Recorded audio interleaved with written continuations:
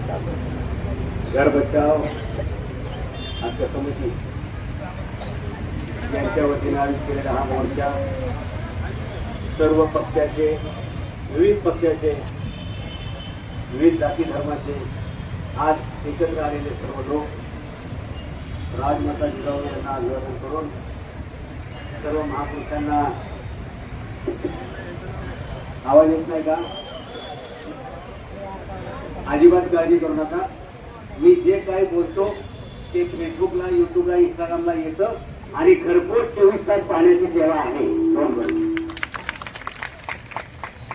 या शहरामध्ये केपी आणि टीपी असे 2 प्लॅन चालू आहेत. टीपी म्हणजे डिझास्टर प्लॅन, माणसाला उखळून टाकायचं. टीपी म्हणजे टेरर प्लॅन, माणसामध्ये दहशत बसली पाहिजे. मी जगू का मरू, जर मरायची वेळ आली तर मारून मरू. तुम्ही गेल्या वर्षी बघितलं असेल श्रीलंकेमध्ये काय घोटाळा झाला. नागरिकांना अशाच अनेक प्रश्नांना सामोरं जावं लागलं. एका दिवसात श्रीलंकेमध्ये क्रांती झाली आणि सत्ताधारी पक्षाचे 6 खासदार लोकांनी कुटुंबासकट जिवंत जाळून टाकले. ज्यावेळी लोकांवरती अन्यायाची परिसीमा होते त्यावेळी लोक असा कायदा हातात घेऊ शकतात. बांगलादेशमध्ये विद्यार्थ्यांचं आंदोलन चिरडलं गेलं.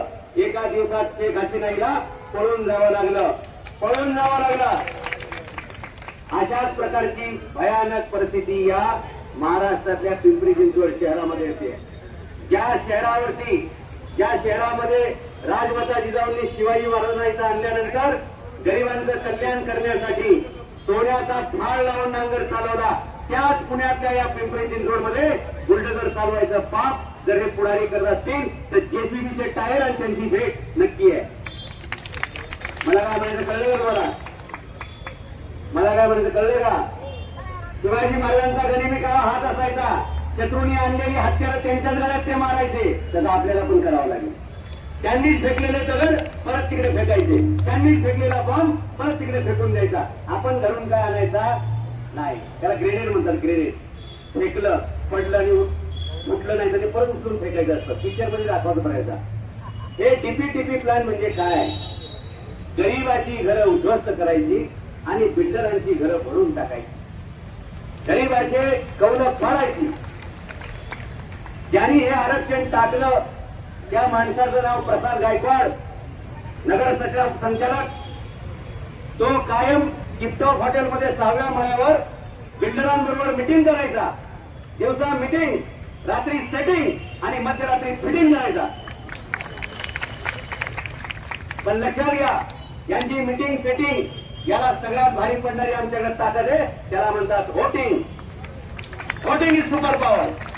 ती आपण वापरली पाहिजे आणि काळजी करायची नाही. कुणाल, मी आता सनाई छत्रपती शासन या राष्ट्रीय पक्षाचा अध्यक्ष आहे. तुम्हाला सगळ्यांना तिकीट देईन आणि तुम्ही सगळ्यांनी निवडणुका लढायच्या आणि या पालिकेवरती तुम्ही नगरसेवक म्हणायला पाहिजे. तुमचे प्रश्न हे सोडवू शकत नाहीत. जे श्रीमंत लोक आहेत त्यांना तुमच्या प्रश्नाची घेणं देणं नाही. निवडणूक होतपर्यंत तुम्ही लाडक्या बहिणी आणि निवडणुका झाल्या की हे श्रीमंताचे लाडके भाऊजी ही आपली फसवणूक आहे. 1000-500 रुपयामध्ये आपली मतं विकत घ्यायला बघतात. त्यावेळी पाया काय पडतील, अश्रू काय घालतील, काय नाटकं करतात. पिक्चर मधले हिरो सुद्धा ऍक्टिंगला फेल पडतील असल्या ऍक्टिंग करतात. हे बदमाश नांदीचे सगळे ऍक्टर, कलाकार ह्याच्यापेक्षा हा मोठा फॅक्टर आहे. या प्रसाद गायकवाड अधिकारी हा इथं बसायचाच नाही केबिन मध्ये. मी अनेकदा त्याला सापडायचा प्रयत्न केला तर सापडलं नाही तावडीत. शेवटी त्याचा व्हिडिओ काढला, त्याची सगळी लपडी बाहेर काढली. परवा 6 तारखेला प्रशासनाने त्याची हकालपट्टी केलेली आहे, त्याला औरंगाबादच्या. पण आपण याच्यावर समाधानी नाही राहिलं पाहिजे. एखाद्या अधिकाऱ्याची बदली झाली म्हणजे आपले प्रश्न सुटतात असं नाही. या पिंपरी महापालिकेवर जो बकासूर आणून बसवलाय त्या बकासुराचं नाव शेखर सिंग. याचं नाव शेखर सिंग आहे पण याचं शाळेतल्या दाखल्यावरचं नाव आहे शेखर दलाल. शाळेतलं दाखला सांगतो, त्या दाखल्यावर त्याचं नाव आहे दलाल. ज्याचं आडनाव दलाल असेल तो तुमच्याशी इमानीत कसा राहू शकतो, तुमच्याशी बेईमानी करणार तो बिल्डरांशी फक्त इमानदार असणार.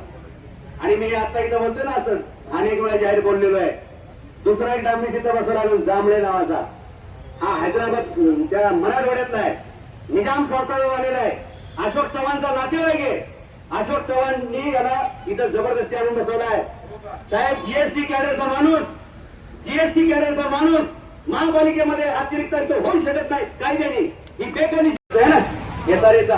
म्हणून सांगतो तिथे जाधवांची गोष्टी आहे या रावेतमध्ये, तिथे झोपडपट्टी नाही असं कॅनबरी संस्थेचा अहवाल आहे 2019चा.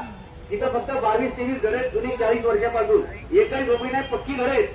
तरी सुद्धा अण्णा मोदडे यांनी ते वाकडमध्ये कोणतरी वाकडकर असोसिएट आणि ग्रेस असोसिएट अशा दोघांना हाताला धरून जिथं झोपडपट्टी नाही तिथं झोपडपट्टी आहे असं दाखवून 600 कोटीचा टीडीआर घोटाळा केला. 600 कोटी कशाला म्हणतात? हे तुमच्या घराच्या आरक्षण टाकलेली आहेत, माझ्या घराचे आरक्षण पडतंय.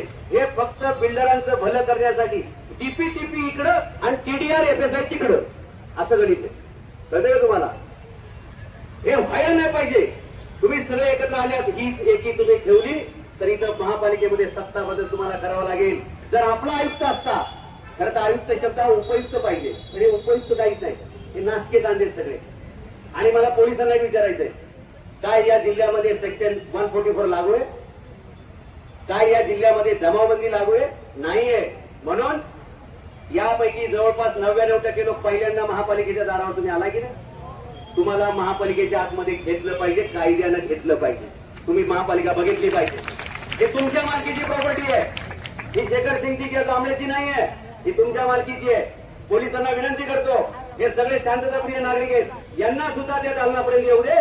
आम्ही 4 लोक जाऊन काय करायचंय हे सगळे लोक आतमध्ये आले पाहिजे. हे सगळे मंडळी सक्षम आहेत, अजिबात तुम्ही काळजी करायची नाही. जिथं गरज पडेल तुम्हाला कधी पालिकेची नोटीस आली, मला फक्त 4 तास अगोदर फोन करा, तुमचं घर पडू देणार नाही. कायद्याच्या चौकडीत त्यांना परत पाठवून देईल. आजपर्यंत यांनी आम्हाला नोटीस आली त्या जनतेला, आता आपण यांना देतो. मी सोमवारी या पालिकेचा आयुक्त, अतिरिक्त आयुक्त, चीफ सिटी इंजिनियर आणि सर्व 8 वॉर्ड ऑफिसर यांना आपण कंटेम्प्ट ऑफ कोर्टची नोटीस देणार आहे. कंटेम्प्ट ऑफ कोर्ट, कोर्टाचे आदेश काय, तुम्ही करताय काय? कोर्टाचे आदेश टाळून तुम्ही जर गरिबांची घरं पाडत असतात तर तुमचा शेवट हा एरवड्यात असला पाहिजे. आणि तो आम्ही कायद्याने करून दाखवू. ज्यांनी ज्यांनी मर्यादेपेक्षा जास्त कमवलंय त्याची चौकशी करण्याचा अधिकार जनतेला आहे. आपण ईडी लावू शकतो, आपण अँटी करप्शन लावू शकतो, इन्कम टॅक्सची चौकशी होईल. तुम्हाला सांगतो भ्रष्टाचार राज्यात कसा चालतो. तुम्हाला प्रश्न पडला असेल ना की आयुक्ताचं घर पालिकेच्या जवळ कसं काय असतं?